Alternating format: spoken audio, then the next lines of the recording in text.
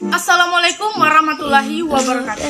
Agak kareba guys, perkenalkan nama saya Amelia Agustina, ketua dari kelompok 1, siswi dari SMK Negeri 4 Kolaka Utara, jurusan Teknik Komputer dan Jaringan. Kami membuat video ini guna untuk menyelesaikan tugas sejarah kami yang dibimbing oleh Ibu Nurfadila SPD.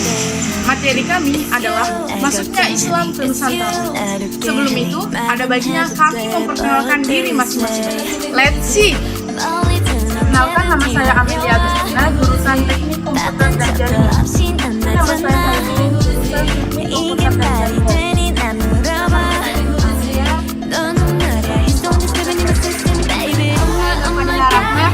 Teknik Komputer dan Jaringan.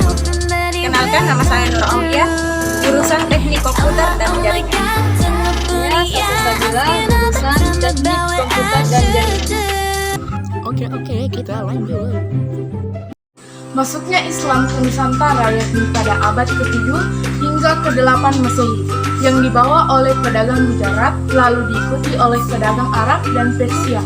Pengaruh Islam yang masuk ke Indonesia bagian timur, terutama Maluku, tidak dapat dipisahkan dari jalur perdagangan yang terbentang sepanjang pusat lalu lintas pelayaran internasional di Malaka, Jawa, dan Maluku. Menurut Kompas, masyarakat yang masuk Islam di Maluku dimulai kira-kira tahun 1460 sampai 1465 Masehi. Mereka datang dan menyebarkan pembelajaran Islam melalui perdagangan, dakwah, dan perkawinan. Sulawesi, terutama bagian selatan, sejak abad ke-15 Masehi sudah didatangi oleh pedagang-pedagang Muslim yang kemungkinan berasal dari Malaka, Jawa, dan Sumatera. Pada abad ke-16 di daerah Goa, sebuah kerajaan terkenal di daerah Sulawesi, telah terdapat masyarakat Muslim. Berikut proses awal masa Islam di Indonesia. Dengan sumber bukti, kita dapat mengetahui cara-cara masuknya agama Islam ke Indonesia, yang terbagi menjadi dua. Pertama, sumber eksternal, merupakan sumber bukti masuknya Islam ke Indonesia yang berasal dari orang-orang luar negeri. 1. Berita dari Arab. Pada abad ke-7, ketika kerajaan Sriwijaya sedang berkembang, telah banyak pedagang Arab yang mengadakan hubungan dengan masyarakat kerajaan Zabak atau Sriwijaya. Kedua, berita dari Eropa. Pada tahun 1292, Marco Polo adalah orang pertama yang menginjakkan kaki di Indonesia ketika kembali dari Cina untuk menuju Eropa melalui jalan laut. Ketika ia singgah di Benlak, pendudukan telah memeluk agama Islam dan telah terdapat kerajaan bercorak Islam, yakni Kerajaan Samudra Pasai. Ketiga, berita dari India. Pedagang dari Gujarat, India, di samping berdagang, juga menyebarkan agama Islam di pesisir pantai. Keempat, berita dari China. Dikatakan oleh Mahuan, Sekretaris Laksamana Cheng Ho, bahwa pada tahun 1400 telah ada pedagang-pedagang Islam. Tadi pertama sumber eksternal, sekarang sumber internal. Sumber internal adalah sumber bukti masuknya Islam di Indonesia melalui beberapa barang bukti peninggalan yang ditemukan di Indonesia. Antara lain, 1. Batu nisan Fatimah binti Maimun 1028 yang bertuliskan Arab di lereng Gresik. 2. Makam Sultan Malik Ai Saleh di Sumatera. 3. Makam Syekh Maulana Malik Ibrahim di Gresik. Itulah tadi materi yang sempat saya sampaikan, dan materi akan dilanjutkan oleh teman saya, Nur Aulia. 2. Cara-cara masuknya Islam ke Indonesia. Ada beberapa proses islamisasi yang terjadi di Indonesia pada awal masuknya agama Islam, yaitu sebagai berikut. A. Melalui perdagangan, di samping melakukan kegiatan ekonomi yang berupa perdagangan para pedagang dari Arab, Persia, dan Gujarat, juga memegang peranan untuk menyebarkan agama Islam. Melalui perdagangan inilah Islam berkembang pesat. B. Melalui perkawinan, banyak terjadi perkawinan campuran antara para putri bangsawan dengan perdagangan Muslim yang dilakukan dengan cara Islam. C. Melalui tasawuf. Ajaran Islam tasawuf juga masuk dan berkembang di Indonesia. Ajaran tasawuf mulai berkembang pada abad ke-13. Ajaran tasawuf adalah ajaran ketuhanan yang telah bercampur dengan mistis atau unsur-unsur medis. D. Melalui pendidikan-pendidikan Islam diselenggarakan dalam sebuah pesantren. Pesantren didirikan oleh para guru-guru agama, kiai-kiai, dan ulama-ulama. E. Melalui dakwah, proses islamisasi di Jawa melalui dakwah dilakukan oleh kelompok para wali yang dikenal dengan sebutan Wali Songo. Wali artinya wakil atau utusan. 3. Teori masuknya Islam ke Indonesia. Sampai saat ini proses masuknya Islam ke Indonesia masih dalam perdebatan panjang. Beberapa pertanyaan yang masih dalam perdebatan diantaranya dari mana asal Islam di Indonesia, siapa pembawanya, dan terakhir kapan Islam masuk ke Nusantara. Adapun teori-teori masuknya Islam ke Nusantara diantaranya yaitu A. Teori Gujarat. Adapun dasar teori Gujarat sebagai berikut. A. Kurangnya fakta yang menjelaskan peranan bangsa Arab dalam penyebaran Islam di Indonesia. Yang kedua, hubungan dagang Indonesia dengan India telah lama melalui jalur Indonesia, India, Kambai, Timur Tengah Eropa. 3. Adanya batu nisan Samudra Pasai yaitu Sultan Malik Al-Saleh tahun 1297 yang bercorak khas Gujarat. B. Teori Arab. Adapun teori Arab yaitu yang pertama, pada abad ke-7 yaitu pada tahun 674 Masehi pantai barat Sumatera sudah terdapat perkampungan Islam Arab dengan pertimbangan bahwa perdagangan Arab sudah mendirikan perkampungan sejak abad ke-4. Yang kedua, kerajaan Samudra Pasai menganut aliran Mazhab Syafi'i di mana pengaruh Mazhab Syafi'i terbesar pada waktu itu adalah Mesir dan Mekah. Sedangkan Gujarat, India adalah penganut Mazhab Hanafi. Yang ketiga, raja-raja Samudra Pasai menggunakan gelar Al-Malik, yaitu gelar tersebut berasal dari Mesir. Teori Persia lebih menitik beratkan tinjauannya kepada kebudayaan yang hidup di kalangan masyarakat Islam Indonesia yang dirasakan mempunyai persamaan dengan Persia, diantaranya pertama, peringatan 10 Muharram atau Asyura sebagai hari peringatan Syiah atas kematian Husain. Nusantara terbentuk karena antar pulau saling membutuhkan barang-barang yang tidak ada di tempatnya.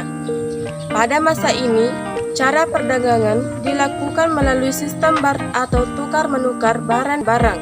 Kepulauan Indonesia memiliki peranan besar dalam perdagangan dan pelayaran di Indonesia Tenggara sampai abad ke-18. 1. Pola perdagangan dan pelayaran antar pulau di Indonesia. Pusat-pusat perdagangan serta jalur pelayaran sebelum jatuhnya Malaka. 3. Pusat-pusat perdagangan serta jalur pelayaran serta jatuhnya Malaka. C. Islam masuk istana raja. Setelah mengalami perkembangan beberapa abad, hal ini menyebabkan kerajaan-kerajaan yang memiliki corak Hindu-Buddha mengalami kemunduran. Masuknya agama Islam di kalangan istana raja yang hampir merata terjadi pada pulau Indonesia. Kerajaan Islam di Sumatera. Sumatera merupakan pulau penyebaran agama Islam yang dilakukan para pedagang dari luar negeri. Adapun kerajaan-kerajaan yang terdapat di Sumatera yaitu Kerajaan Sumatera Pasai, Kesultanan Aceh Darussalam, kerajaan-kerajaan di Riau. Kerajaan-kerajaan Riau terbagi menjadi 3 bagian yaitu Kerajaan Siak, Kerajaan Kampar, Kerajaan Indragiri, Kerajaan Islam di Jambi, Kerajaan Islam di Sumatera Selatan, Kerajaan Islam di Sumatera Barat. Terima kasih. Materi yang akan dilanjutkan Nur Asia. 2. Kerajaan Islam di Jawa. Jauh sebelum Islam masuk ke Jawa, mayoritas masyarakat di tanah Jawa menganut kepercayaan animisme dan dinamisme. Kedatangan Islam di Jawa buktikan dengan ditemukannya batu nisan ibu bernama Fatimah binti Maimun serta makam Maulana Malik Ibrahim. Saluran-saluran Islamisasi yang berkembang ada 6, yaitu 1. Perdagangan, 2. Perkawinan, 3. Tasawuf, 4. Pendidikan, 5. Kesenian, dan 6. Politik. Adapun kerajaan-kerajaan yang ada di Jawa yaitu 1. Kerajaan Demak, 2. Kerajaan Mataram, 3. Kesultanan Batam. 4. Kesultanan Cirebon. Kesultanan Cirebon memiliki raja-raja sebagai berikut. 1. Pangeran Cakrabunan atau Sultan Cirebon. 1. 2. Sunan Gunung Jati Sultan Cirebon. 2. Fatah Biliman Sultan Cirebon. 3. Penebahan Ratu Sultan Cirebon. 4. Penebahan Ratu 2. Penebahan Gidiraya Sultan Cirebon. 3. Kerajaan Islam di Kalimantan. Berikut beberapa kerajaan yang bercorak Islam di Kalimantan. 1. Kerajaan Banjar. 2. Kerajaan Pontianak. 3. 4. Kerajaan Islam di Sulawesi. Adapun kerajaan-kerajaan yang ada di Sulawesi Selatan yaitu Kerajaan Goa Talo dan Kerajaan Wajo. D. Jaringan keilmuan di Nusantara. Pada mulanya, pendidikan keilmuan Islam diselenggarakan di dalam masjid istana. Setelah Islam menyebar di beberapa tempat dan sampai ke Malaka, maka pusat pendidikan dan pengajaran Islam tidak hanya berpusat di Pasai saja. Agama Islam sangat berkembang di lingkungan istana. 1. Pengaruh Islamisasi terhadap perkembangan pendidikan Islam awal di Nusantara.